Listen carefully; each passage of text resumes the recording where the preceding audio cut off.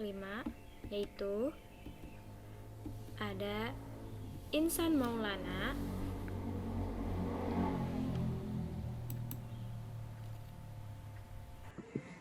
Assalamualaikum warahmatullahi wabarakatuh. Saya Insan Maulana, kelas R3C, NPM 2019 13500 Selanjutnya ada Nisa Putri Jayanti. Assalamualaikum warahmatullahi wabarakatuh. Kami dari kelompok 5. Perkenalkan, nama saya Nisa Putri Jayanti, NPM 2019 13500 dari kelas R3C.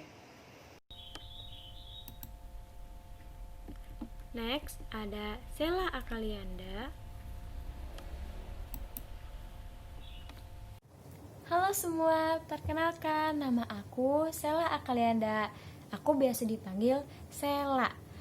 NPM-ku 2019 500 252. Dan yang terakhir ada Fani Fadila. Assalamualaikum warahmatullahi wabarakatuh. Nama saya Fani Fadila, NPM 2019 13500 kelas R3C. Kita masuk ke pembahasan, yaitu ada pengertian. Pengertian ini supaya kalian lebih mengenal apa sih distribusi normal itu. Dan yang kedua ada sifat-sifat. Setelah kalian mengenal dan mengerti pengertian dari distribusi normal, kalian juga harus mengetahui beberapa sifat-sifat dari distribusi normal tersebut. Dan pada bagian ketiga terdapat contoh soal. Ketika kalian sudah memahami apa itu distribusi normal dan kalian juga sudah mengetahui sifat-sifat distribusi normal, alangkah lebih baiknya kalian juga mengenal ya contoh-contoh soal yang ada di distribusi normal supaya kalian bisa lebih memahaminya. Yuk kita simak pengertian distribusi normal dari Kakak Nisa. Untuk rumus fx sama dengan 1 per sigma akar 2V dikali E pangkat min setengah dikali X min mu per sigma pangkat 2. Buat keterangannya, V sama dengan nilai konstanta yaitu 3,14. Sedangkan E adalah bilangan konstanta yaitu 2,71. Nah, untuk mu adalah parameter rata untuk distribusi. Nah, sigma ini adalah parameter simpangan baku untuk distribusi. Jadi seperti itu ya pengertian dari distribusi normal. Sekarang kita masuk ke bagian yang kedua, yaitu sifat-sifat distribusi normal yang akan dijelaskan oleh Kakak Sela. Semoga apa yang dijelasin Kanisa tadi tentang fungsi distribusi normal bisa kalian pahami ya dan bisa menambah wawasan kalian. Nah, di sini aku ingin menjelaskan tentang sifat-sifat yang terdapat di distribusi normal. Yang pertama, grafiknya selalu ada di atas sumbu datar X. Kedua, bentuknya simetris terhadap X sama dengan mu.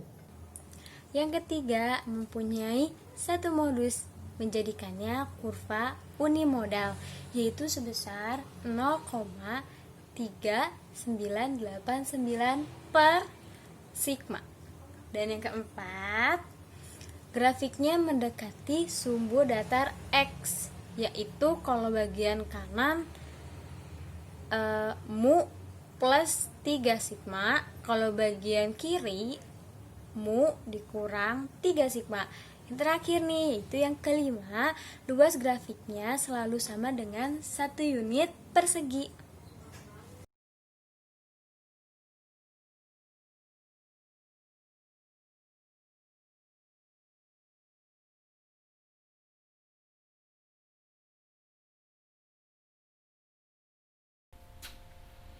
Dan selanjutnya akan dijelaskan oleh Kakak Fani.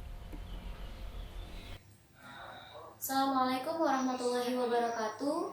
Saya Fani Fadila, kelas R3C NPM 2019 13500-247, ingin menjelaskan rumus untuk mencari model distribusi normal.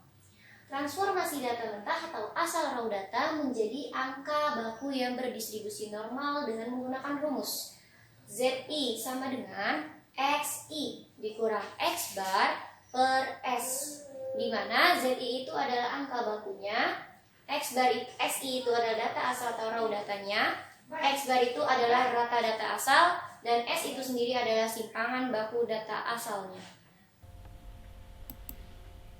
Nah, jadi seperti itu ya teman-teman. Pengertian sudah tahu, sifat-sifat pun juga sudah mengenal. Alangkah baiknya kita langsung masuk ke contoh soal yuk, agar lebih paham lagi tentang distribusi normal. Nah, di distribusi normal ini kita memiliki dua contoh soal. Yang pertama, transformasi data mentah menjadi angka baku dengan cara diasumsikan distribusi normal. Seperti apa ya? Yuk kita simak aja. Nah, seperti ini contoh soal yang pertama. Dari hasil ujian statistika didapatkan nilai rata-ratanya 6,7 dan standar deviasinya 1,2. Jika diasumsikan distribusikan normal, hitunglah A. Berapa persenkah nilai dari siswa mendapatkan nilai 6? Yang A ini akan dijelaskan oleh Kakak Fani. Contoh soal bagi yang punya buku boleh dilihat di halaman 113. Contoh soal 3.15. Di sini saya akan menjawab poin nomor A. Poin A. Kita baca dulu soalnya. Dari hasil ujian statistika didapatkan nilai rata-ratanya 6,7 dan standar deviasinya 1,2. Jika diasumsikan distribusi normal, hitunglah yang A. Berapa persenkah dari siswa yang mendapat nilai 6? Yang pertama-tama kita kerjakan yaitu diketahuinya dulu. Diketahui rata-rata yaitu X bar sama dengan 6,7. Standar deviasinya yaitu T-nya sama dengan 1,2. Habis itu kita mencari nilai Z-nya. Sebelum itu kita tahu dulu nilai 6 itu nilai 6 terletak di antara 5,5 dan 6,5. 5,5 dan 6,5. Habis itu kita langsung mencari nilai Z-nya. Nilai Z sama dengan X dikurang X bar dikurang maaf. Sama dengan Z-nya yaitu X dikurang U per tu. Z-nya berarti Z 5,5 sama dengan, masukin rumusnya, 5,5 dikurang X barnya yaitu 6,7 dibagi 1,2. Kita bisa tahu Z 5,5 itu adalah negatif 1,00. Kalian bisa hitung menggunakan kalkulator. Selanjutnya, kita tadi sudah mencari Z 5,5. Selanjutnya mencari Z 6,5. Dan kita ganti X-nya menjadi 6,5. 6,5 dikurang 6,7 per 1,2. Nanti kita ketemu Z 6,5-nya itu sama dengan negatif 0,17. Sehingga didapatkan kurvanya itu 0-nya di sebelah kanan, negatif 0,17 dulu, baru negatif 1,00. Kurvanya jadi naik bawah. 0-nya itu dia ada di sini, 0,1,7 dan 0,172. Nah, ini tinggal kita arsir 0,17 negatifnya tinggal kita arsir. Nah, ini namanya kurvanya. Kurva. Selanjutnya kita mencari nilai P, nilai 6. Tadi kita udah mencari nilai Z 5,5 berapa dan nilai Z 6,5 tadi berapa. Sekarang kita masuk ke pertanyaan inti soalnya yang A, yaitu mencari berapa persen sih siswa yang mendapat nilai 6. Berarti yang pertama-tama kita harus kerjakan yaitu P nilai 6-nya. P nilai 6. P nilai 6 itu rumusnya Z yang tadi 5,5 yaitu negatif 1,00 dikurang Z yang 6,5 yaitu negatif 0,17 dan dikurang. Nah, kita lihat dulu nilai Z 5,5 yang negatif 1,00 berapa sih nilai Z-nya? Yaitu kalian tinggal lihat ada namanya tabel lengkungan kurva normal. Kalau kalian punya buku paket, tabel kurva normal itu ada di halaman belakang. Untuk apa sih tabel kurva normal? Untuk mengetahui nilai suatu kurva yang normalnya itu berapa.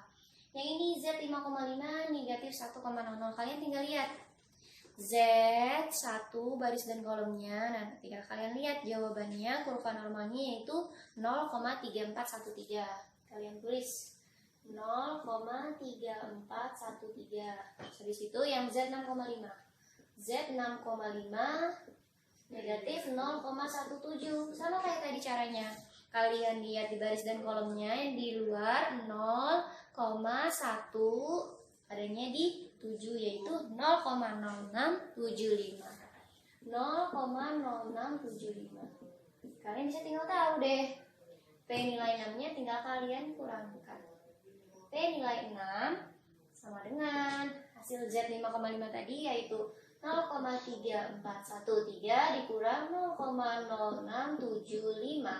Hasilnya yaitu 0,2738. Yang ditanyakan adalah bentuk persen, berarti ini kita ubah ke dalam bentuk persen. Jawabannya 67,38%. Ini hasil akhirnya.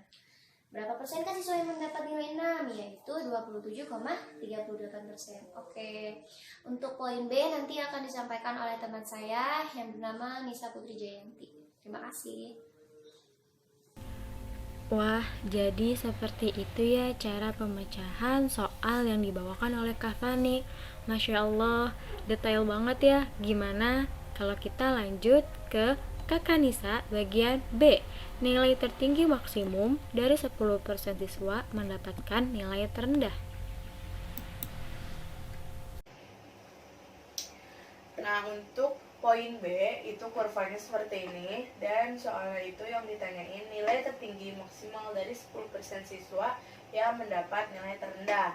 Nah, di sini tuh kenapa ada titik min 1,28. Nah, ini tuh adalah Z-nya.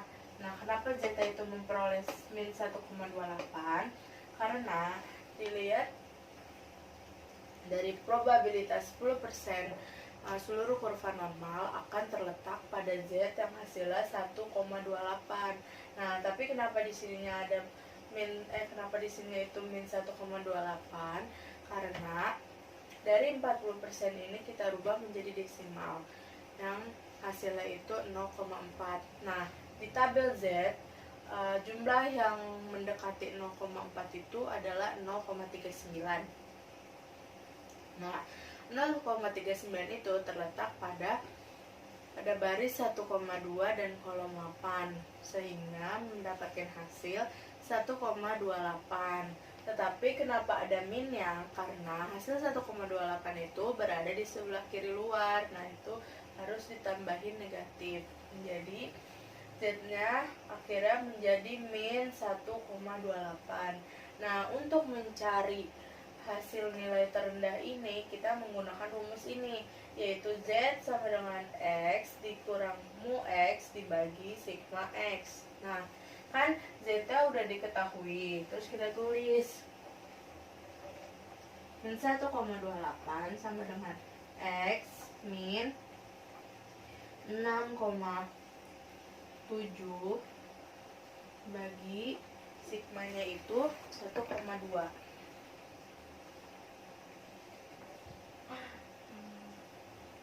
Nah, dari sini kita cari nih buat mendapatkan hasilnya nilai X. Nah, min 1,28 dikali 1,2 sama dengan X min 6,7. Nah, min 1,28 dikali 1,2 itu mendapatkan hasil min 1,5 sama dengan X min 6,7.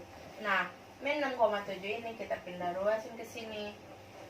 Jadi, min 1,5 ditambah 6,7 sama dengan X. Nah, min 1,5 ditambah 6,7 itu hasilnya 5,2 sama dengan X. Nah, di sini berarti X ini kan nilai terendah nih. Nah, berarti kita sudah mendapatkan nilai terendahnya, yaitu 5,2. Jadi, X sama dengan 5,2. Nah, jadi siswa yang mendapatkan nilai terendah itu mendapatkan skor 5,2. Wah, kakak Nisa pun juga gak jauh keren ya penjelasannya dari kakak Fani. Jadi ini adalah soal terakhir yang akan dipecahkan oleh kakak Sela, yaitu nilai terendah minimal dari 10% siswa yang mendapat nilai tertinggi. Hai semua, kali ini aku akan ngejelasin bagian yang C. Bacain ya. Nilai terendah dari 10% siswa mendapatkan nilai tertinggi. Terletak di sebelah kanan kurva. Sebelah kanan ya. Nah, ini ada tulisan 40%, 10%, 1,28. 28 ini dapat dari mana sih? Tadi kan bisa udah jelasin ya. Sama kok Apa yang penjelasannya. dijelaskan oleh Kita tiga kakak langsung cantik jawab aja. tersebut bisa menambah rumusnya wawasan bahkan Z sama dengan X dikurang mu tentang X distribusi per normal sigma dan X. pecahan Kita ya. masukin ya Untuk angkanya. bagian Z itu terakhir, adalah itu 1,28. ada contoh soal latihan kedua. Contoh soal kedua yang Sama dengan gak kalah X dikurang sebelumnya dari yang 6,7 per sigma X nya itu 1,2.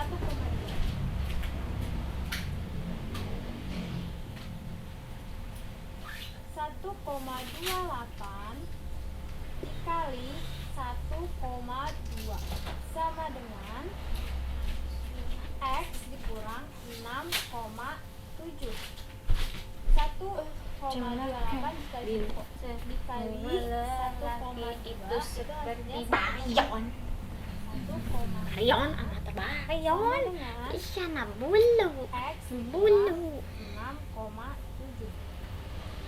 Nah, 1,5 nya kita pindahin ke 6,7 dan X nya kita pindahin ke bagian kiri. X sama dengan 6,7 ditambah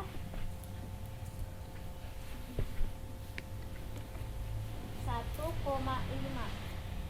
Jadi hasilnya X sama dengan 8,2. Nah, hasilnya X sama dengan 8,2 ya. Jadi 8,2 itu hasil nilai terendah dari 10% siswa yang memperoleh nilai tertinggi, yaitu 8,2. Semoga kalian paham ya apa yang aku jelasin.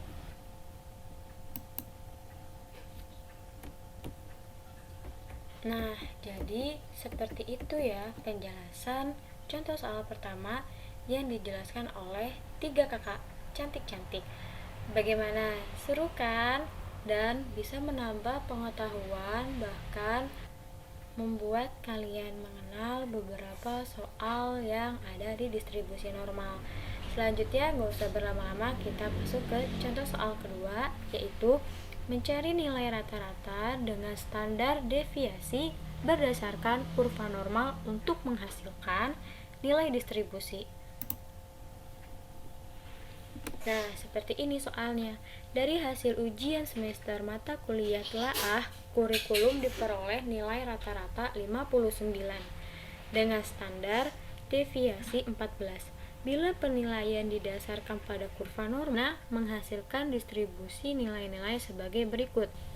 Yang pertama akan dijelaskan kembali oleh Kakak Fani. Nilai A memperoleh 15% dari seluruh mahasiswa. Yuk, simak. Oke, tadi kita sudah selesai menjelaskan contoh 1, contoh soal 1, 3.3.15 yang ada di buku paket halaman 113. Selanjutnya kita membahas contoh soal yang kedua, 3.16, ada di buku paket halaman 116. Soalnya kita bacakan. Dari hasil ujian semester mata kuliah telaah, kurikulum diperoleh nilai rata-rata 59 dengan standar deviasinya 14. Bila penilaian didasarkan pada kurva normal, di mana menghasilkan distribusi nilai-nilai sebagai berikut. Nilai A memperoleh 15% dari seluruh mahasiswa, nilai B memperoleh 20% dari seluruh mahasiswa, nilai C memperoleh 30% dari seluruh mahasiswa, nilai D memperoleh 20% dari seluruh mahasiswa, dan terakhir nilai E memperoleh 15% dari seluruh mahasiswa. Yang ditanya, hitunglah interval nilai di atas dari A sampai dengan E. Nah, saya di sini akan menjelaskan nilai A terlebih dahulu. Cara mencari nilai A diketahui tadi, nilai rata-rata berarti X barnya sama dengan 59. Standar deviasinya kita bisa simpulkan dengan S atau dengan yang tadi tuh sama dengan 14. Nah, sampai situ sebelum mencari nilai intervalnya, alangkah lebih baiknya kita mencari kurva normalnya dulu. Cara mencari kurva normalnya, kita buat kurva normalnya. Kurva normalnya yang pertama berarti dari titik A, titik B, titik C, titik D, dan titik E. Titik A tadi di soal 15%, titik B 20%, titik C 30%, kita bagi 2, jadinya 15% dengan 15%. Terakhir titik E yaitu, titik D 20%, titik E yaitu 15%. Tinggal kita buat grafiknya. Itu kita garis-garisin dulu. Ininya kita garis-garisin dulu. Maaf, kurvanya melentar. Nah, ini kita buat kurvanya. Yang biasa. Nah, ini kita udah buat kurvanya. Sekarang kita nyari dulu nilai A. Nilai A yang memperoleh 15%. Karena satu kurvanya itu nilainya 50%, jadinya 50% dikurangi dengan nilai A-nya. Nilai A-nya berapa? 15%, jadinya kurvanya 35%. Di sini 0 tengahnya, 0. Kita bagi 2. Di sini yang 35% terlebih dahulu, baru yang nilai A-nya 15%. Nah, ini kurva yang keduanya. Kurva untuk nilai A-nya, ini kurva untuk nilai A-nya. Persentase pembagian nilainya. Persentase pembagian nilainya. Nilai.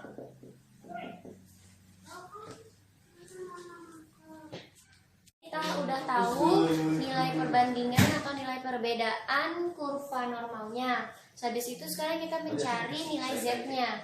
Cara mencarinya yaitu, tadi kita udah tahu satu kurvanya itu normalnya 50%. Nah, dikurang nilai A-nya tadi. Nilai A berapa? 15%.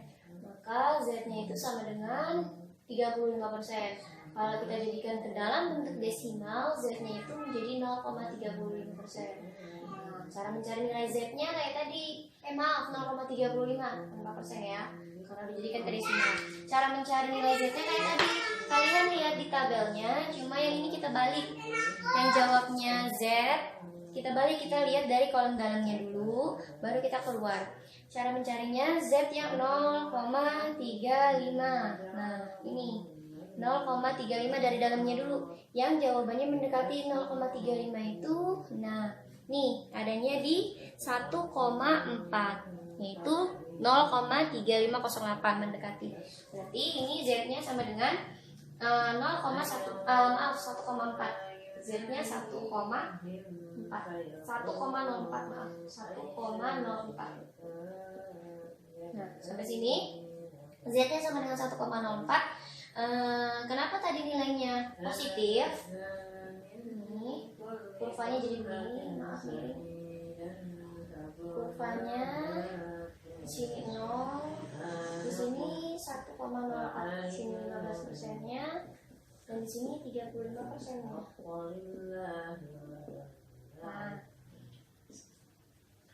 Nah, ini kenapa dia bisa nilainya positif? Karena dia adanya di sebelah kanan kurva. Adanya di sebelah kanan kurva normalnya, jadinya Z-nya nilainya positif, yaitu 1,04. Situ kita tinggal nyari nilai minimum dari mahasiswa yang memperoleh nilai A. Caranya kayak tadi, mencari Z sama dengan X dikurang X bar per X kecil ya. X kecil sama dengan Z-nya tadi masukin 1,04, X-nya dikurang X bar-nya tadi 59 per X-nya itu tadi standar deviasi ya, bukan S, bukan X tapi S. Standar deviasinya tadi 14. Habis kayak gitu kita kali silang 1,04 dikali 14 sama dengan X dikurang 59. Berarti ini hasil kalinya kalau kita pakai kalkulator kita hitung jawabannya 14,56. Ininya tetap X kurang 59. Maka X-nya kita tahu. Ini pindah ruas jadi ke sana 14,56, negatif pindah ruas jadi positif 59. Jawabannya X-nya berarti 73,56. Udah deh, kita bisa tahu nilai terendah untuk yang memperoleh nilai memperoleh nilai A sama dengan berapa tadi? 0,7, 3,56. Maka interval nilai A-nya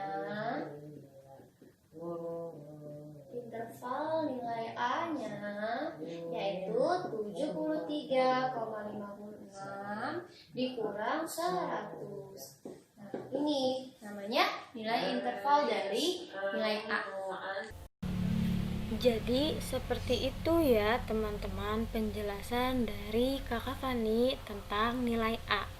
Nah, kita lanjut untuk mendapatkan kejelasan dari Kakak Nisa, karena Kakak Nisa akan menjelaskan nilai B.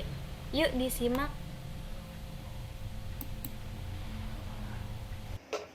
Nah, untuk yang D itu adalah nilai D memperoleh 20% dari seluruh mahasiswa, dan tetap hitunglah nilai intervalnya.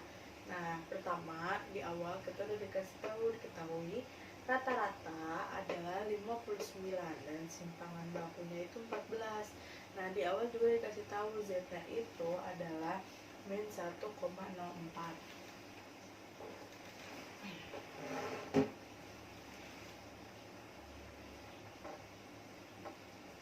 Nah, dengan X ini tinggal kita tulis nggak salah, rata-ratanya masukin 59, terus simpangan bakunya 14.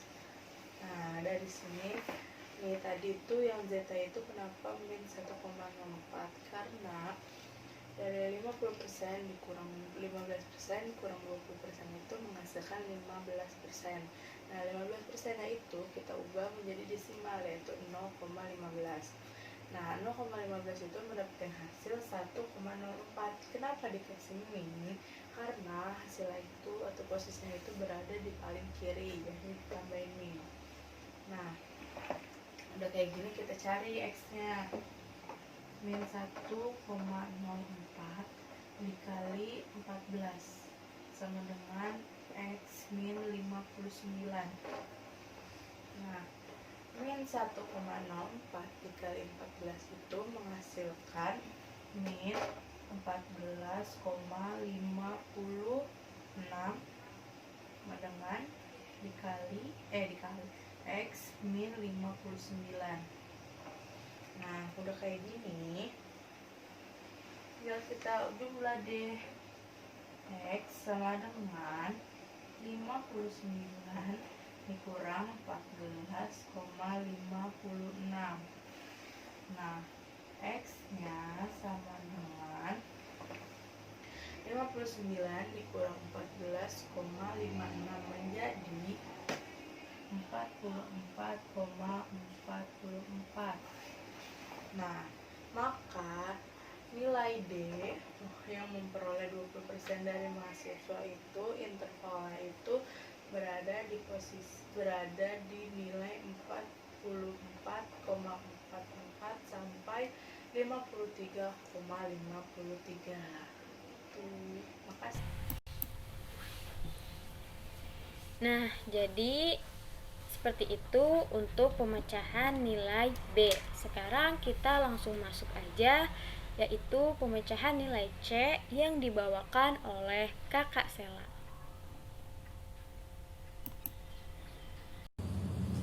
Nah, kali ini aku akan menjelaskan yang 30% bagian C.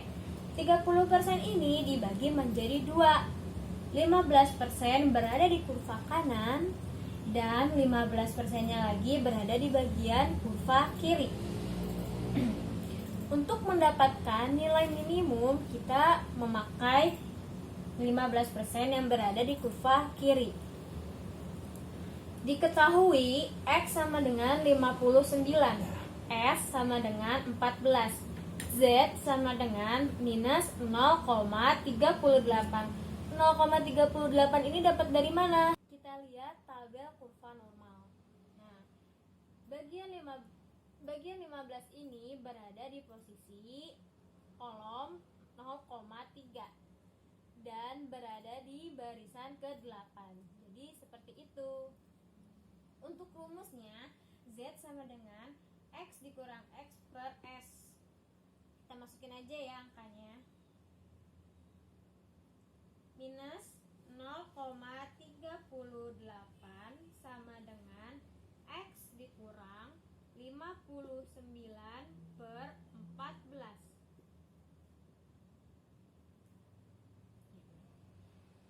Minus 0,38 dikali 14 sama dengan X dikurang 59.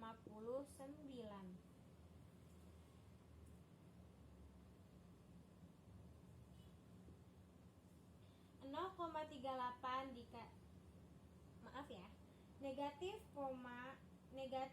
0,38 dikali 14 itu hasilnya negatif 5,32 sama dengan X dikurang 59.